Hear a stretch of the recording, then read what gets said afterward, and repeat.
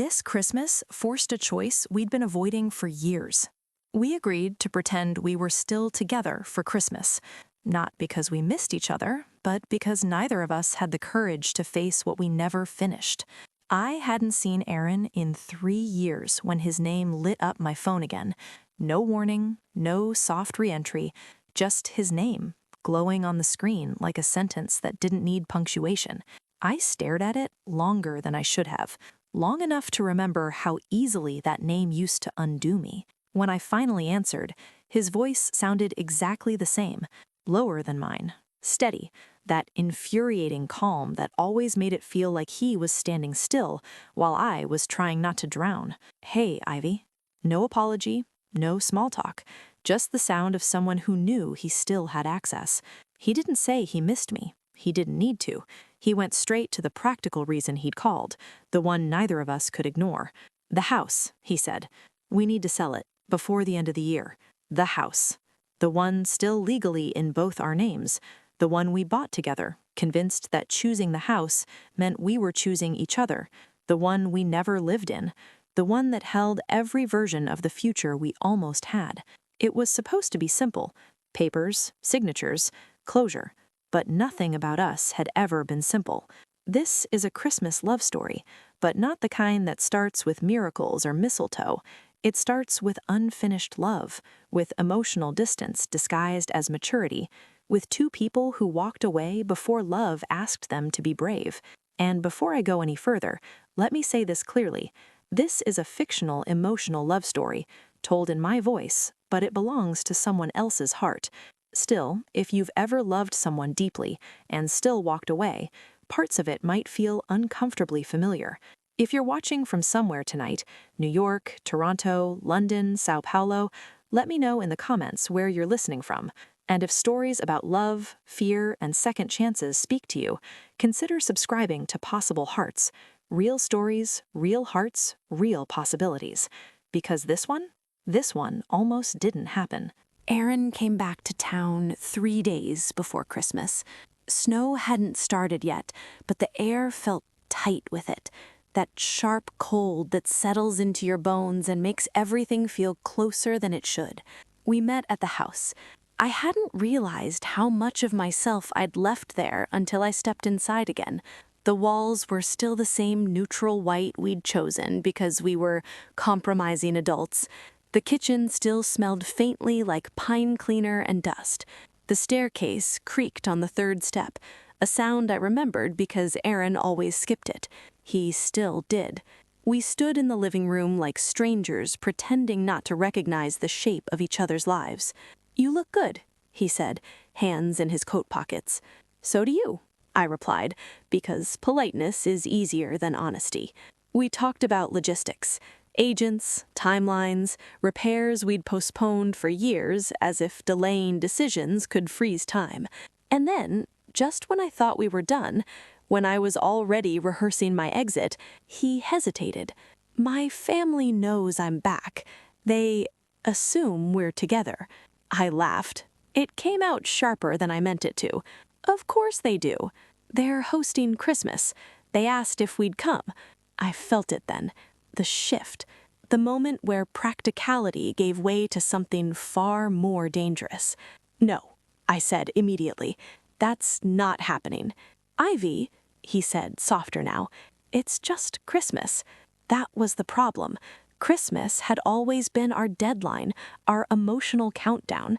Every year we'd told ourselves, after the holidays, next year when things settle. Christmas had been the pause button we hid behind. We don't have to explain anything. We don't have to decide anything. Just for Christmas. Just for Christmas.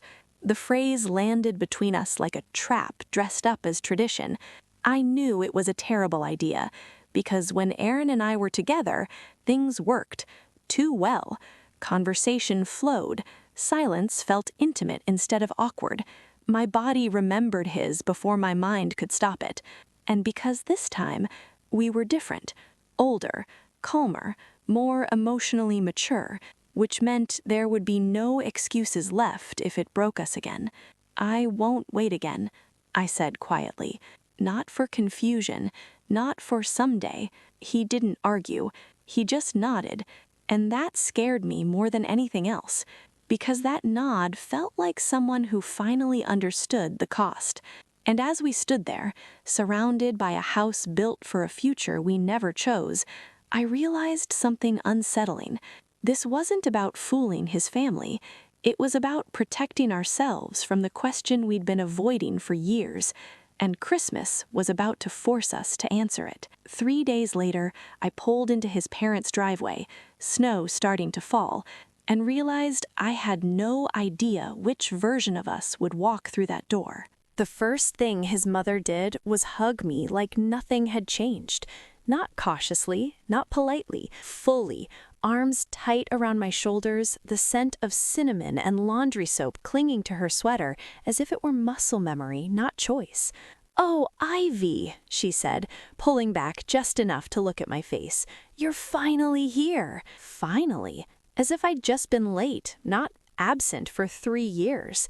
Aaron stood behind her, carrying my overnight bag like it belonged there, like I belonged there. This was the dangerous part of pretending, how easily other people filled in the blanks for you. The house was loud in that familiar, chaotic Christmas way. Music humming from the kitchen, someone laughing too loudly down the hall, the clatter of dishes, the warmth that only exists when a family has decided everything is fine and refuses to examine it too closely. His sister waved from the couch, his dad nodded, already pouring wine. Someone asked about my job, someone else commented on how long it had been since they'd seen us together. No one asked why we ever stopped. That was part of the agreement. After dinner, Aaron and I stood in the hallway pretending to look for the guest bathroom when really we were negotiating survival in whispers. "Rule 1, I said quietly. "No overcorrecting." He smirked. "You mean no dramatic hand-holding?" "No unnecessary touching," I replied. "Nothing that confuses me." His smile faded just slightly. "Fair." "Rule 2, I continued, "we don't rewrite the past. If anyone says something nostalgic, we acknowledge it and move on." "And Rule 3, he asked. I hesitated. "We don't talk about the future. Not here, not under twinkling lights and expectations disguised as love." He nodded again, that same calm acceptance, the one that used to feel grounding and now felt like standing too close to the edge of something deep. The guest room was still mine, same quilt, same bedside lamp, same window that faced the backyard where Aaron and I used to stand barefoot in the snow, planning trips we never took. I sat on the bed longer than I meant to, listening to the house settle around me. Laughter rose and fell. A door slammed. Someone turned the music louder. This was a Christmas reunion, but it felt more like walking into a life that had continued without my permission. Later that night, we ended up in the kitchen together, alone, the way we always used to. I reached for a mug, he reached for the kettle. Our hands brushed. Accidentally, deliberately, impossibly familiar. We both froze. "Sorry," he said at the same time I did. Then we laughed. A quiet, disbelieving sound. "This is ridiculous," I murmured. "Yeah," he agreed. "It is." But neither of us moved away. We talked about neutral things. Work, travel, a project he was finishing, a promotion I'd turned down. The kind of conversation people have when they know exactly which topics to avoid and exactly why. "You seem different," he said finally. "So do you." Different didn't mean distant. It meant steadier, less defensive, less afraid of silence. That was the cruelest realization of all. We were finally the people we needed to be back then, and we were pretending it didn't matter. The days that followed blurred together in a careful choreography. We played our parts convincingly, sat close but not too close, shared jokes, rolled our eyes at the same family stories, slept in separate rooms while everyone assumed otherwise. Every look lasted a second too long. Every touch carried history. Every silence felt full. This wasn't a holiday love story wrapped in romance. It was a realistic Christmas love story about emotional timing, about how love doesn't disappear just because you stop choosing it. On Christmas Eve, Erin cornered me by the tree. "You know," she said softly, "I always hoped you two would find your way back." My chest tightened. Sometimes finding your way back isn't the same as moving forward. She studied me for a moment, then said, "Just don't disappear again without a goodbye." That night, lying in bed, I stared at the ceiling and realized the truth I'd been avoiding.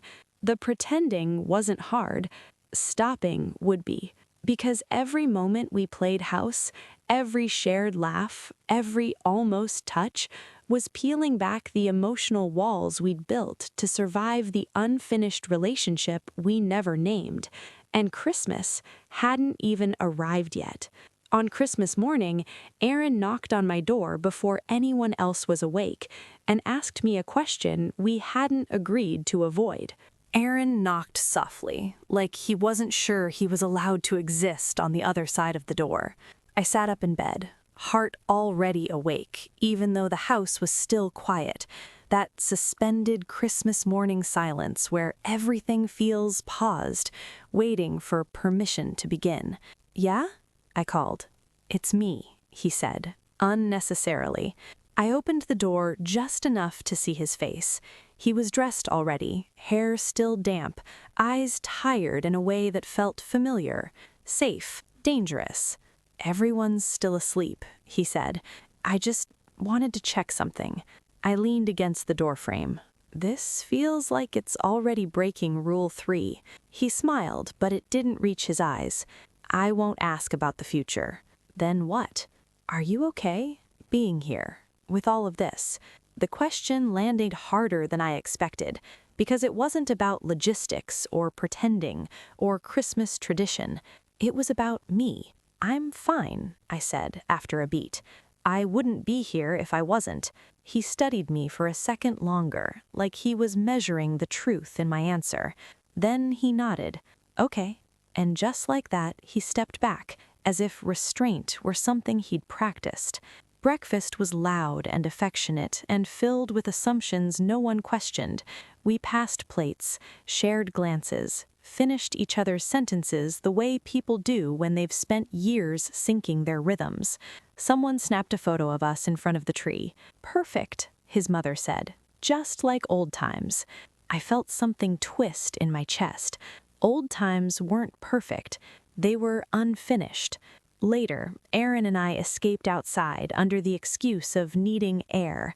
Snow had finally fallen overnight, blanketing the backyard in white, softening edges the way time pretends to. We stood there without coats, breath visible between us. "Remember when we planned to build a fire pit back here?" he asked. "I remember you saying you'd do it in the spring, and you saying spring was a lie people told themselves." I smiled despite myself. I was right. We fell quiet, the kind of quiet that doesn't beg to be filled. That was the problem. This unfinished love didn't ache the way it used to. It didn't feel raw or desperate or dramatic. It felt grounded, like something that had waited long enough to stop panicking. And that scared me more than the chaos ever did. Inside, we cooked together like no time had passed. I chopped vegetables, he handled the stove. We moved around each other without collision, like our bodies remembered the map, even if our minds pretended not to. At one point, he reached around me for a spoon, his hand resting at my waist for half a second too long. I froze. He noticed immediately, pulled back. "Sorry."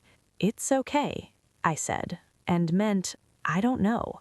The rest of the afternoon blurred into small moments that felt too intimate to be harmless. A shared joke across the room, a look that lingered, the way he instinctively reached for my coat when I stood up. None of it crossed a line. All of it pressed against one.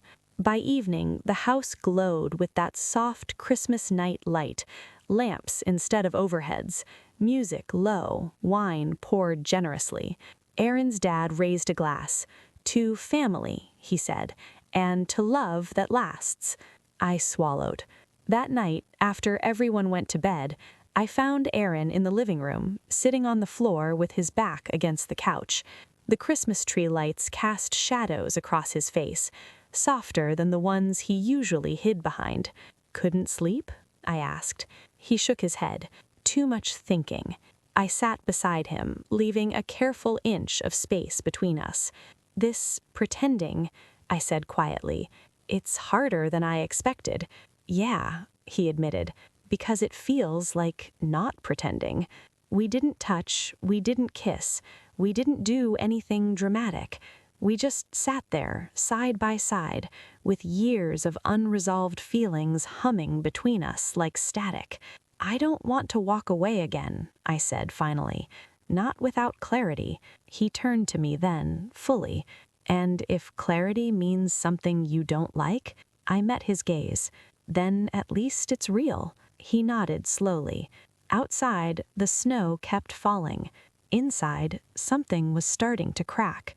The next morning, I overheard a conversation I was never meant to hear, and realized Aaron hadn't been as honest as I believed. I woke up to voices. Not loud enough to be intentional, not quiet enough to be private. The house had that early morning stillness again, the kind where sound travels farther than it should. I lay in bed for a moment, disoriented, listening as my brain slowly translated tone into meaning. Aaron's voice, his mother's. I wasn't trying to listen. That's the part I keep reminding myself of. I didn't press my ear to the door. I didn't move closer. I just stayed still, and the words found me anyway. "I just don't want you to rush into anything again," his mother said gently. "Last time you looked terrified." There was a pause, long enough that I held my breath without realizing it. "I'm not rushing. I'm just considering my options." My stomach tightened. "Options? You mean Ivy," she said, like it was obvious, like there weren't years of silence between us. "I mean everything," he said carefully. "My job, the move, the timing." The move. I sat up slowly, the quilt pooling around my waist. "What move?" his mother asked. Another pause. This one heavier. "The offer in Seattle," he said. "It's still on the table. They want an answer in January." Seattle. He hadn't mentioned Seattle. Not once. I felt the room tilt slightly, like my body was trying to catch up to information my heart already understood. This wasn't about unfinished love or fear of commitment in the abstract. This was about geography, about permanence, about a decision that didn't include me, or at least hadn't yet. "I just don't want to lose her again," his mother said softly. "Neither did I." "That's the thing," Aaron replied. "I don't know if staying is braver, or if leaving is." I lay back against the pillows, staring at the ceiling as their voices faded into the kitchen, into clinking mugs and the hum of the coffee maker. So this was the truth we hadn't named. This wasn't just a Christmas choice about pretending or reconciling. It was about whether love could exist alongside ambition without one erasing the other. And suddenly, everything made sense. The restraint, the careful language, the way he kept accepting instead of choosing. I showered longer than necessary, letting the water run hot against my skin like it might wash the ache out of my chest. I replayed the conversation in my head, analyzing tone, word choice, pauses, the way people do when they're trying to decide if something hurts because it's true or because it's new. By the time I came downstairs, Aaron was alone in the kitchen, scrolling through his phone. He looked up when he heard me. "Morning," he said. "Easy. Too easy." "Morning," I replied. I poured myself coffee. Black, bitter, fitting. "Sleep okay?" he asked. I thought of Seattle, of January, of options. "Fine," I said. "You?" "Yeah." We stood there, the lie hanging between us like steam. This was the problem with unresolved feelings. They sharpened your awareness. I noticed everything now. The way he checked his phone more often. The way his answers stayed just vague enough to be true without being complete. Later that afternoon, we took a walk. Snow crunched under our boots, the sky a dull winter gray that made everything feel suspended. "You've been quiet," he said. I stopped walking. "Are you moving?" He froze. The silence that followed was immediate and revealing, the kind that answers before words do. "You heard," he said. "I wasn't trying to, but yes." He exhaled slowly, like someone who'd been carrying a weight too long. I didn't know how to bring it up. "Seattle," he said. "And January?" Another nod. "So this pretending," I continued, my voice steady despite the way my chest burned, "was happening while you were deciding whether to leave." "I wasn't deciding against you," he quickly said. "I was deciding how to stop running." I laughed softly, not because it was funny, but because it was familiar. "This is what you do," I said. "You frame distance as self-discovery. That's not fair." "It's accurate." We stood there, breath visible, hearts exposed in the cold. "I won't wait again," I said quietly. "Not while you figure out where your life fits me." "I'm not asking you to wait. I'm asking you to understand." Understanding had never been my problem. Choosing myself had. As we walked back toward the house, I realized something with terrifying clarity. This time, love wasn't the question. Courage was. And Christmas was running out. That night, I decided to tell Aaron exactly what I would and wouldn't accept anymore, unaware that he was already preparing his own confession. That night, I didn't go to the living room. I stayed in my room with the door closed, sitting on the edge of the bed like someone waiting for news they already suspected would change everything. The house was louder than usual, laughter spilling from downstairs, glasses clinking, music turned up just enough to mask the undercurrent of tension that only Aaron and I could feel. I kept replaying his words in my head. "I'm just considering my options." I had spent years convincing myself that love was about understanding, about patience, about giving someone the space to become who they needed to be. But somewhere along the way, I'd learned the cost of that generosity. I didn't leave him back then because I stopped loving him. I left because loving him meant shrinking myself into the margins of his indecision, because staying was harder than leaving, and because staying unsure had started to feel like disappearing. Around 10, there was a knock. Not soft this time, not tentative. "Ivy," Aaron said through the door. "Can we talk?" I stood up slowly, steadying my breath before opening it. He looked unsettled, jaw tight, shoulders tense, eyes searching my face like he already knew the ground had shifted. "We need to stop pretending," I said before he could speak. He nodded. "I agree." I gestured toward the bed. He stayed standing. "That conversation this morning, about Seattle, he should have told you." "Yes," I said. "You should have." The honesty between us felt sharper now, stripped of warmth but not of care. "I'm not angry," I added. "I'm just done being flexible about things that cost me clarity." He ran a hand through his hair. "I never meant to make you feel like an option, but that's what happens when someone won't choose, even unintentionally." Silence settled between us, heavy, necessary. I loved you enough to wait once. I just didn't love myself enough to stay unsure. His breath caught, just slightly, enough that I knew the words had landed.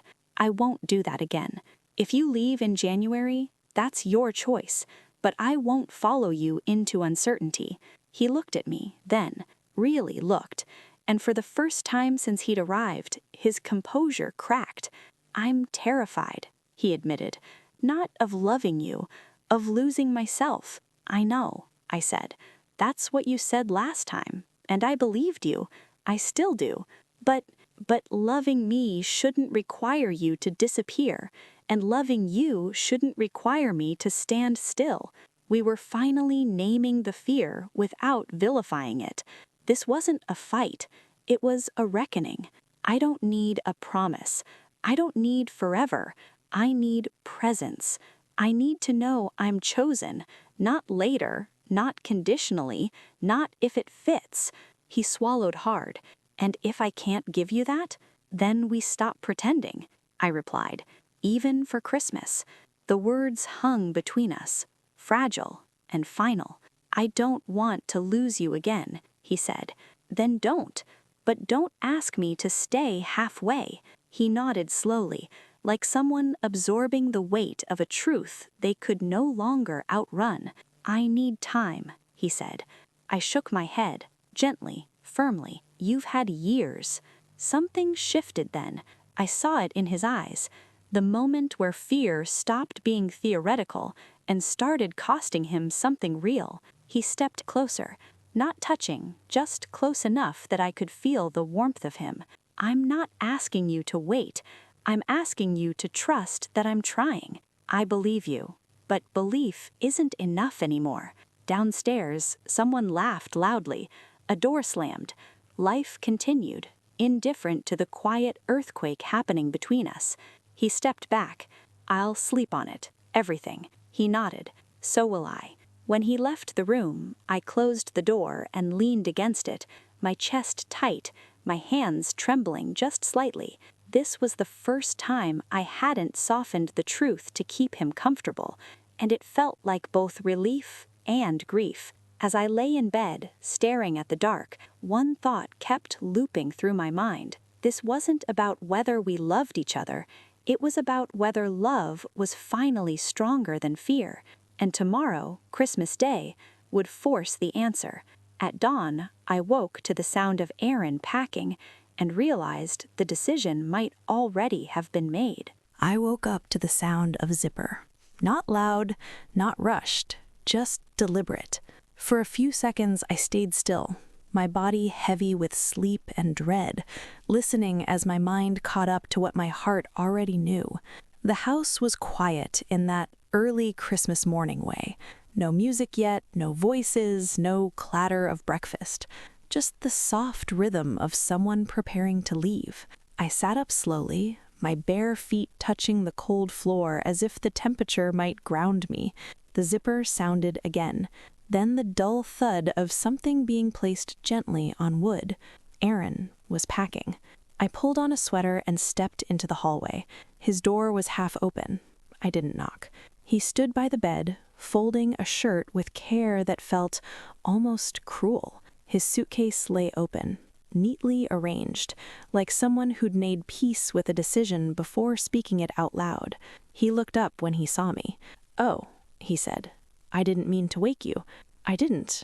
I was already awake." That wasn't true, but it felt true now. For a moment, neither of us spoke. The Christmas lights in the hallway blinked softly, absurdly cheerful in the tension that filled the air. "So," I said, "this is it?" He exhaled slowly and sat down on the edge of the bed, elbows on his knees. "I got an email this morning from Seattle." My chest tightened, but my voice stayed steady. "And they want confirmation by the end of the day. Christmas Day." Of course they did.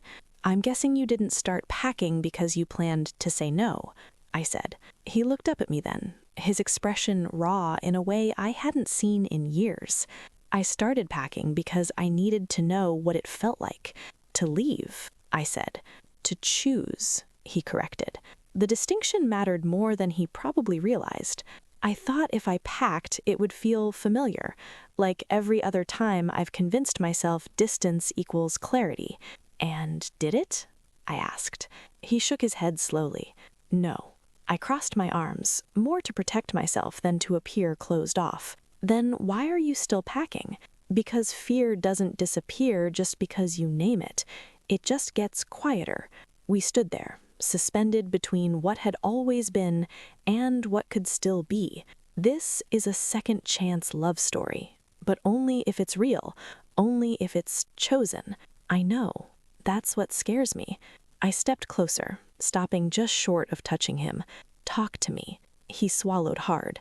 "I grew up watching two people stay married because leaving felt worse than staying. They were loyal, responsible, empty." I nodded. I'd heard versions of this before, but never like this. I promised myself I'd never wake up one day and realize I'd disappeared inside a life I didn't actively choose. And somewhere along the way, that promise turned into an excuse for not choosing at all. I said, "Yes." The word landed between us like a confession. He loved me. I still do, But loving you meant risking something permanent, and permanence terrified me more than loneliness. My throat tightened. And now?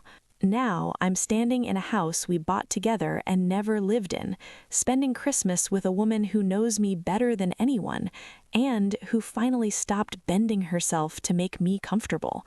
I felt tears sting my eyes, but I didn't let them fall. I can't promise you a perfect plan.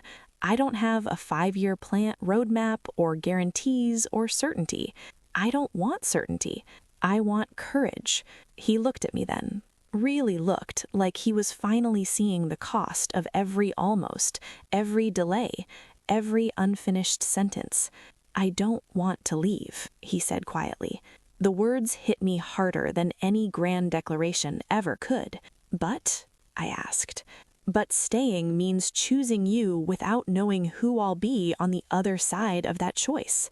I took a breath. That's what love is.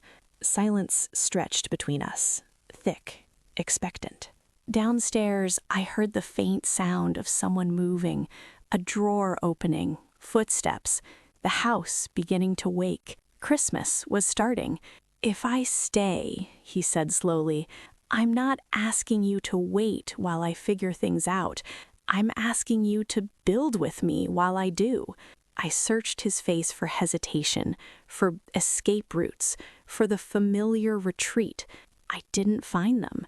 This time, I said, I won't chase you. I won't convince you. I won't soften my needs so they fit your fear.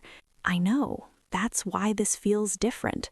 He stood up, closing the suitcase, not zipping it, just resting his hand on top like he was acknowledging its presence without surrendering to it.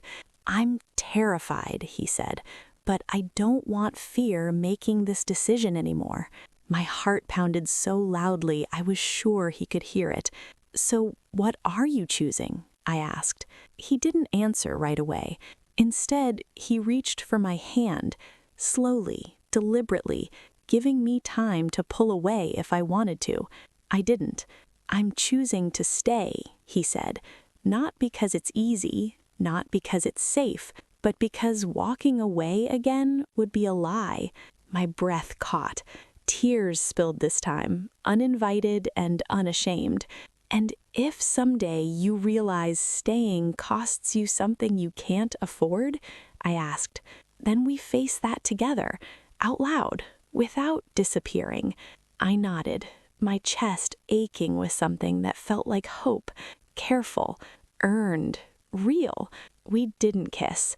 Not yet. This wasn't about passion or nostalgia or the rush of reunion. This was about a conscious choice. And for the first time in years, it felt like enough. Moments later, his mother knocked on the door, smiling, unaware that everything between us had just been rewritten. His mother's knock came with the kind of cheerful certainty that only exists when someone believes everything is exactly as it should be. "Breakfast in 15, she called through the door. "Don't let it get cold." Aaron and I looked at each other, really looked, as if we were both aware that whatever happened next would echo far beyond Christmas morning. "I'll be right down," he replied. Her footsteps faded. The room felt smaller after that, not suffocating, focused, like the world had narrowed to the space between us. "You don't have to perform," I said quietly. "Not today." He shook his head. "This isn't about them." He paused, then added, "It's about saying the thing I never said." My heart skipped. "Aaron," "I know," he interrupted gently, "but I need to say it anyway." He took a breath, steadying himself the way people do before stepping onto unstable ground. "When we broke up, I told myself it was about timing, about needing space, about not being ready." I nodded. I remembered every word. "But the truth," he continued, "is that I was afraid of choosing you, because choosing you meant admitting I wanted a life that actually required me to show up." Tears stung my eyes again, but I didn't look away. "I never said I choose you. I said everything around it, and I let you walk away carrying the weight of my silence." My chest tightened. "I didn't tell you you weren't choosing me. You just didn't stay." "I know, and that was the cruel part." He stepped closer, closing the distance we'd been orbiting all weekend. "I choose you now," he said, "not because Christmas makes things emotional, not because we're surrounded by expectations, but because I finally understand that staying isn't what traps me, avoiding the choice does." I let the words sink in slowly, deliberately. This wasn't a promise of forever. It was something rarer. It was ownership. I won't ask you to forget the past or to trust blindly. I just want the chance to prove that I can be present, even when I'm afraid. I exhaled shakily. I don't need perfection. He knows. You never did. Downstairs, laughter floated up the stairs. The smell of coffee and cinnamon filled the air. Life continued, unaware that something fundamental had shifted. "Come down with me," he said softly, not as pretending, as choosing. I searched his face one last time, for hesitation, for escape, for the familiar retreat. There was none. "Okay," I said. We walked downstairs together, side by side, not touching, but aligned in a way that felt intentional. Breakfast was chaotic and warm and ordinary. Someone teased Aaron about sleeping in. His sister asked about my plans for the new year. His mother watched us with quiet satisfaction, as if her instincts had been confirmed. At one point, his dad raised an eyebrow. "You two seem settled." Aaron met my eyes across the table. "We are," he said. The simplicity of it took my breath away. Later, when the house emptied out, relatives leaving, hugs exchanged, dishes stacked, Aaron and I stood alone in the kitchen again. Same place, different people. "I sent the email," he said. My heart leapt. "And?" "He declined," he replied. "Not because I don't want growth, but because I don't want to grow by running." I nodded slowly. "And if another opportunity comes, then we talk about it," he said, "together, before it becomes distance." That was the difference. No secrecy, no half choices, no disappearing. Outside, snow started falling again, softer this time. We stood by the window, shoulder to shoulder. "This feels quiet," I said. "Yeah," he agreed, "in a good way." I leaned into him, just slightly. He didn't flinch, didn't retreat. This is a love story about fear, I thought, about how fear doesn't vanish. It just loses its power when you stop letting it decide. He turned to me, his forehead resting against mine. "I don't know what the future looks like," he said, "but I know I don't want it without you." I closed my eyes. "Then stay," I whispered, "and let's find out." He smiled. Not the guarded one, not the ironic one, the real one. That night, alone together for the first time in years, we faced the final question. Not whether we loved each other, but whether we could forgive what fear had cost us. That night, the house finally went quiet. Not the performative quiet of sleeping guests or closed doors, but the deeper kind, where the walls stop listening and time loosens its grip. Aaron and I stood in the living room, the Christmas tree still lit, ornaments reflecting soft fragments of light across the ceiling. Everything looked the same. Nothing felt the same. "This is the first time," I said softly, "that we're alone without pretending." He nodded. "And without avoiding."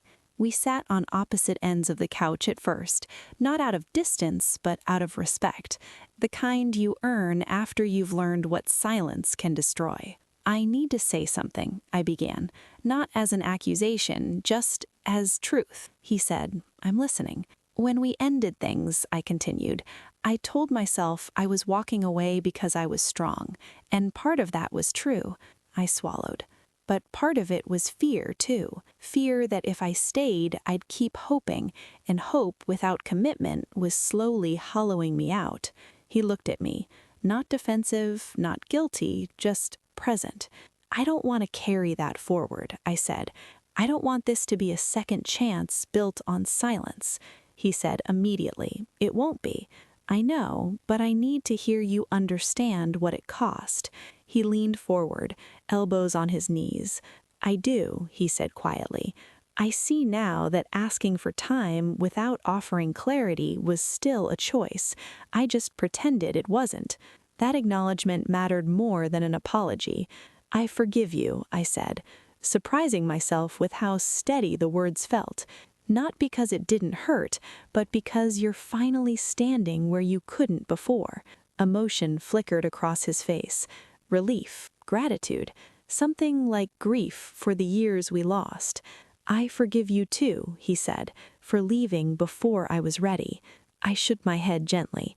I didn't leave because you weren't ready. I left because I was. That was the difference we finally understood. We moved closer then, naturally, without ceremony. His arm rested behind me, not claiming, just offering. I leaned in, letting my head settle against his shoulder. This wasn't a rush of rekindled love. It was calmer, deeper, a realistic love story, not fueled by longing, but by emotional growth. You know, he said after a moment, for a long time I thought love was the thing that trapped people. And now? I asked. And now I think it's fear. Fear of choosing, fear of staying, fear of being seen. I smiled softly. Love doesn't always fail. Sometimes it just waits for courage. He turned to me then, and this time when he kissed me, it wasn't desperate or nostalgic. It was slow, intentional, chosen.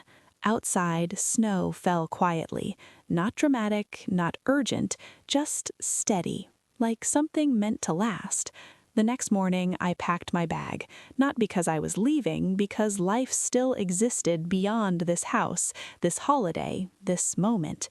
Aaron stood in the doorway, watching me. So, he said, what happens now?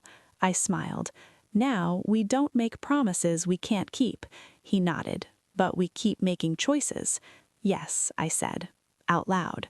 We stood there, the past finally behind us, not erased, but integrated, a part of the story that led us here instead of defining us.